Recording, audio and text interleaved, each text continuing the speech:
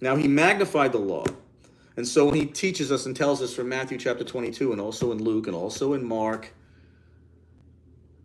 that the greatest commandment in the law is to love God with all your heart, soul, and strength. It's in the law. Deuteronomy chapter 6, 1 through 5. The law was never done away with. The sacrificial law was. And so the lying pen of the scribe says law, law, law, law, law, law, law, law, law, law, law, law, law.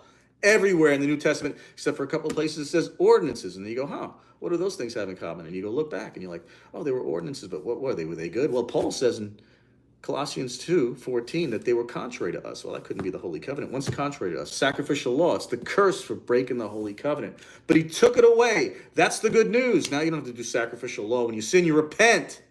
And you got brothers and sisters that will repent, make you repent by shaming you when you're like living in your sin. Going, yeah, I'm not going to keep God's commandment. I'm not going to keep God's commandments anymore, but I'm going to call myself a child of God.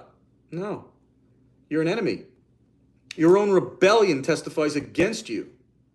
Broad is the way to destruction, narrow is the way to life, and few be there that find it. Few may just be 144,000 in the last days who get caught up to the throne in Revelation chapter 12. That's who gets caught away. The church, if there's any remnant of a woman that would be even a Christian church, very few. There'll be some counted in ignorance. Praise Yah for that. But if you're a pastor, no, you're toast. If you're a proselyte made twofold the children of hell and you make videos like our brothers and sisters make with the kind of zeal, but you're doing it according to false doctrine, you're no different than them. Ezekiel 34, you fucked. You're toast. You're done. You got to repent.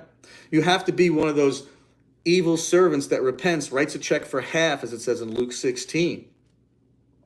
That half is basically you're going to go, oh, you have to keep the 10 Commandments. That's one half. And eat clean. And then you, in obedience as a soldier for the Messiah, are going to enter into the work of the prophets, and you're going to warn people night and day because you know you don't deserve it. You're the thief on the cross, but you're the one who needs to repent. The ones who already did repent are at straightasthegate.net. They're thieves on the cross too. But we recognize the Messiah as YESHUA MESSIAH, who's the son of Jehovah, just like the thief did. Because he said, don't you fear God? Don't you fear God? I'm asking you. Awake to righteousness and sin not, is how Paul says it. Don't you fear God? If you feared God, well, you'd have wisdom. The fear of God's the beginning of wisdom. You have the wisdom to say, of course I'm going to keep his 10 Commandments.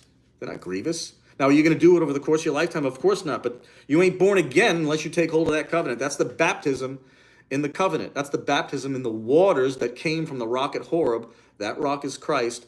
Those waters are the 10 Commandments. It's in the Bible.